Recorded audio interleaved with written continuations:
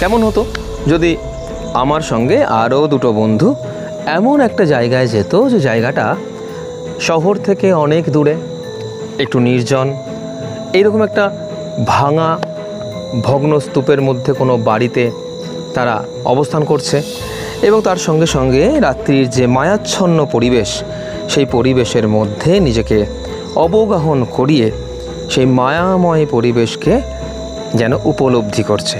শুধু মায়াময় পরিবেশ কেন, তার সঙ্গে কোনো ছায়ামূর্তি যদি সেখানে এসে দাঁড়ায় এবং তার সঙ্গে সঙ্গে আরও অনেক কিছু, আরও অনেক প্রশ্ন মনের মধ্যে আসে, তাহলে কেমন হতো?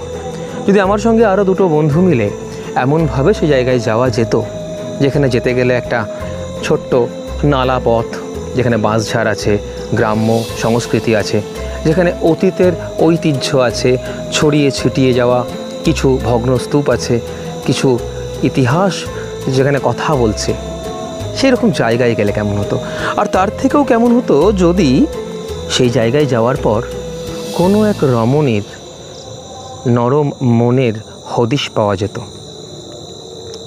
কেমন হতো যদি সেখানে গিয়ে কোথাও একটা রোমান্টিক ছোঁয়া হৃদয়কে বিদ্ধ করত?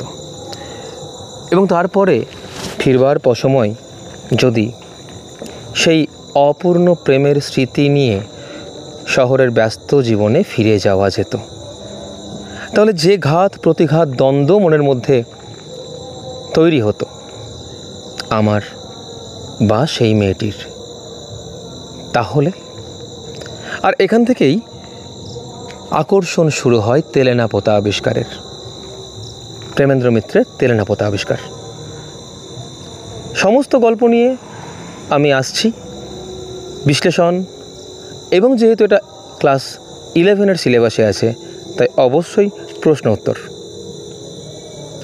মানসিক বিশ্লেষণ, মনস্তত্ত্বের বিশ্লেষণ, দর্শন এবং তার সঙ্গে সমাজ ভাবনা, সব কিছু নিয়ে পরিপূর্ণ ভিডিও নিয়ে আমার সঙ্গে দেখা হবে তোমাদের। যদি ভালো লাগে তাহলে চ্যানেলটিকে সাবস্ক্রাইব করবে, লাইক করবে, আরও কী কী চাও তোমরা কমেন্ট করবে। আর ভিডিওর ডেসক্রিপশনে পরের ভিডিওর লিঙ্ক দেওয়া থাকবে, সেটা থেকেই তোমরা পরের ভিডিও অর্থাৎ অ্যানালিটিক্যাল যে অ্যাসপেক্ট আছে এই স্টোরিটা নিয়ে তার সম্পূর্ণ আলোচনা সেই ভিডিওতেই পাবে। ভালো থাকবে, সুস্থ থাকবে, কারণ লার্ন ও উইন, শিখলেই জিতবে।